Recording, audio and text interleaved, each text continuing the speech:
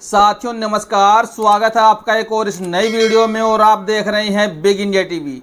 देश में लगातार कत्ले आम बढ़ता जा रहा है। जब से केंद्र में बीजेपी की सरकार सत्ता में आई है साथियों, तब से आप किसी भी राज्य को उठाकर देख लीजिए, लगातार देश के हर राज्य में दलितों, पिछड़ों, आदिवासियों, मुस्लिमों की हत्याएं आम बात हो गई है। एक हत्या साथियों एक बार फिर तमिलनाडु के चेन्नई में बसपा के प्रदेश अध्यक्ष जिनका नाम के आर्मस्ट्रॉन्ग है, उनकी दिन दहाड़े कल शाम के समय उनके घर पे ही द्वार पर 6 अज्ञात हमलावरों ने चाकुओं से गोदकर उनकी हत्या कर दी है।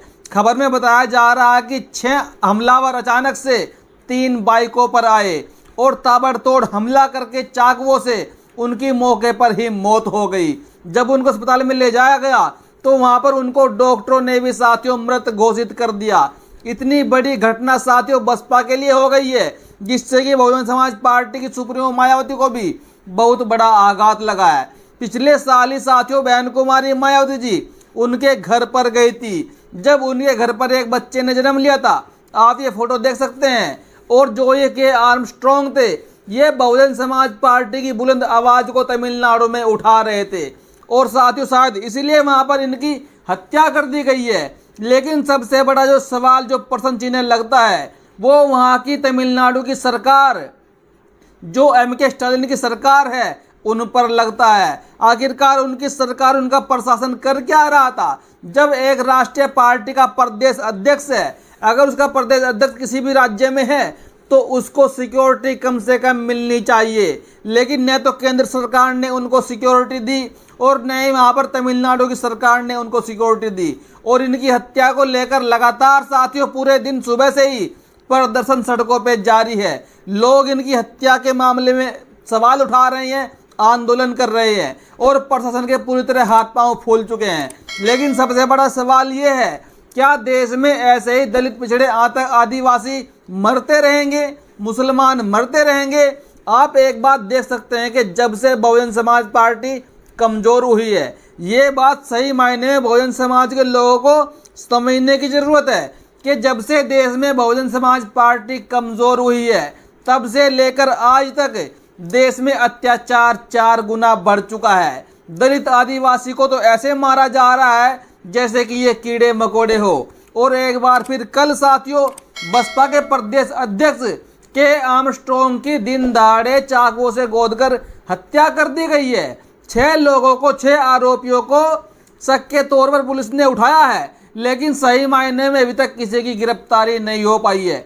आप इस वीडियो को भी देख सकते हैं, जिस वीडियो में तमिलनाडु के अंदर बहुजन समाज पार्टी के लोग अपना प्रदर्शन कर रहे हैं और बड़े ही एग्रेसिव रूप में प्रदर्शन कर रही हैं। पुलिस को थामना साथियों भारी पड़ रहा है।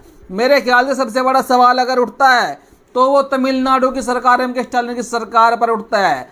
एक प्रदेश अध्यक्ष को आखिरकार सिक्योरिटी क्यों नहीं दी गई? और जो दलित, आदिवासी के नेता होते हैं, ये खासकर साथियों दबे कुचले पिछड़े लोगों की आवाज को बुलंद करने का काम करते हैं। लेकिन इनके देश में दुश्मन भी बहुत होते हैं।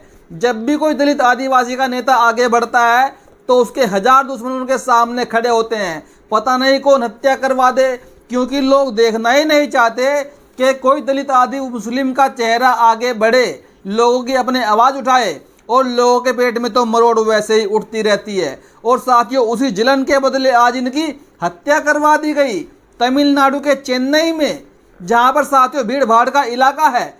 जो वहां जहां पर वो रहते हैं वो भीड़ भाड़ का इलाका है, लेकिन वहां पर भी जब वो अपने घर के बाहर कुछ अपने जानकारों से खड़े हुए बात कर रहे थे, तो तभी अचानक से 6 हमलावर 3 बाइकों पे आते हैं और चाकुओं से गोदकर साथियों उनको मार देते हैं।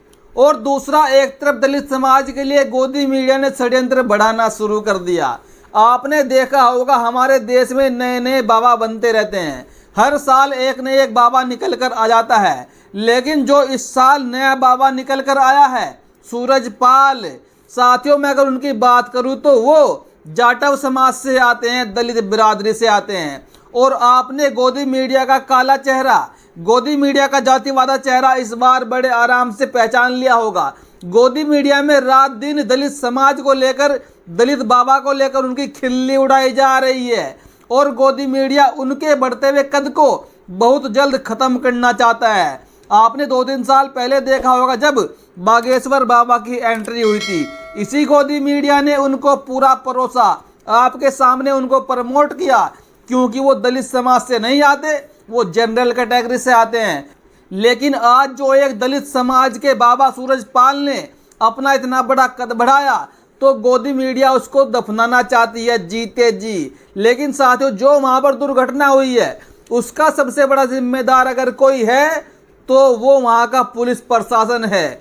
जब पुलिस प्रशासन ने 80,000 लोगों की अनुमति दी थी और वहाँ पर पहुँच गए लगभग 2.5 लाख लोग, तो पुलिस प्रशासन कहाँ सोया हुआ था? या तो पुलिस प्रशासन को और वहाँ पर फोर्स लगानी चाहिए थी, या फिर वहाँ पर कड़ी निगरानी रखनी चाहिए थी कि 80,000 लोगों की एंट्री हो चुकी है, वो बाकी लोगों को एंट्री ना होने देते। सबसे बड़ी लापरवाही यहाँ पर पुलिस प्रशासन की है। पुलिस फेल हो चुकी है, लेकिन गोदी मीडिया इसको दलितों से जोड़कर बता रहा है कि दलितों की आबादी इतनी है, दलितों का वोट बैंक इतना है, इसमें जाटों का इतना है। बाबा पर सरकार इसलिए हाथ नहीं डाल रही क्योंकि वो दलित वोट बैंक की राजनीति करना चाहती है। और ऐसी ऐसी घटनाएं देश में तमाम होती रहती है साथियों, लेकिन इनके ही मामले को उजागर क्यों किया जा रहा है, जिसमें सबसे बड़ी गलती पुलिस प्रशासन की रही है। अनुमति देने के बाद भी वहाँ का जायजा नहीं लिया गया और आज एक दलित समाज का जो चेहरा बड़े बाबा के रूप में बनकर उभरा है, ये गोदी मीडिया के पेट में दर्द होना शुरू हो गया, क्योंकि कहीं ना कहीं जैसे हर बिजनेस पर किसी न किसी का कब्जा रहता है और धार्मिक आडंबरों के बिजनेस पर भी कहीं ना कहीं सवर्ण कैटेगरी का ही कब्जा है, ब्राह्मणों का ही कब्जा है। तो इनका अब धंधा छिनता हुआ दिख रहा है कि हमारे इस धंधे को भी दलित लूट कर ले जाएंगे।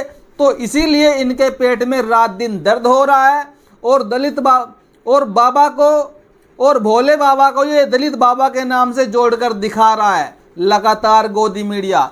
और एक तरफ साथियों बड़ी खबर आ रही है दिल्ली बसपा के कार्यालय पर समाजवादी पार्टी के सांसद आर.के. चौधरी अचानक से पहुंच जाते हैं। और ये आर.के. चौधरी कौन है साथियों? ये आर.के. चौधरी बसपा के पुराने नेता है और पुराने भी ऐसे नेता है, कोई आम नेता नहीं है। आर.के. चौधरी मान्यवर साहब काशीराम जी के साथ में काम कर चुके हैं और जब बसपा को बनाया जा रहा था, जब बसपा को स्थापित किया जा रहा था, तो उन स्थापित करने वाले लोगों में से आर.के. चौधरी एक थे। लेकिन ये अचानक से दिल्ली बसपा के कार्यालय चले गए और वहां जाकर जब ये खड़े हो गए तो बसपा के नेताओं में हलचल हो गई कि ये क्या हो गया। हमारे पुराने नेता जो आज वर्तमान में मोहनलालगंज से सांसद है समाजवादी के टिकट पर, वो अचानक से बसपा कार्यालय पहुंच गए और वहां जाकर उन्होंने जो बात बोली उससे सब लोग हैरान रह गए। उन्होंने कहा कि मैं तो अपनी पुरानी यादें ताज़ा करने के लिए आया हूं। और इस खबर से ये कयास लगाए जा रहे हैं कि कहीं न कहीं आर.के. चौधरी आज भी उनके मन में बहुजन विचारधारा चलती है और वो आने वाले समय में बहुजन समाज पार्टी में शामिल हो सकते हैं। लेकिन साथियों इस खबर के माध्यम से और भी लगाया जा रहा है अंदाजा कि शायद 2027 के विधानसभा चुनाव में समाजवादी पार्टी और बीएसपी का गठबंधन न हो जाए और बीजेपी का सुपड़ा साफ ये दोनों पार्टियां मिलकर न कर दे। ये बहुत बड़ी खबर है साथियों। लेकिन जिस तरह स्वामी प्रसाद मौर्य, आर.के. चौधरी, अफजल अंसारी ये लगातार बिल्कुल भी बहन कुमारी मायावती जी पर कोई भी तल्ख टिप्पणी नहीं करते, नहीं कभी उन पर सवाल खड़े करते हैं। ये हमेशा यही बोलते हैं कि बहन जी हमारी आदरणीय नेता है, हम उनका सम्मान करते हैं और सम्मान करते रहेंगे। तो इनके बयानों से ऐसा लगता है कि आने वाले समय में देश में बहुत बड़ा खेला होने वाला है और बहुजन समाज पार्टी 2027 में बहुत बड़ा रोल प्ले करने वाली है। बाकी साथियों आपको क्या लगता है? अपनी प्रतिक्रिया जरूर दें। अभी के लिए इतना ही, धन्यवाद।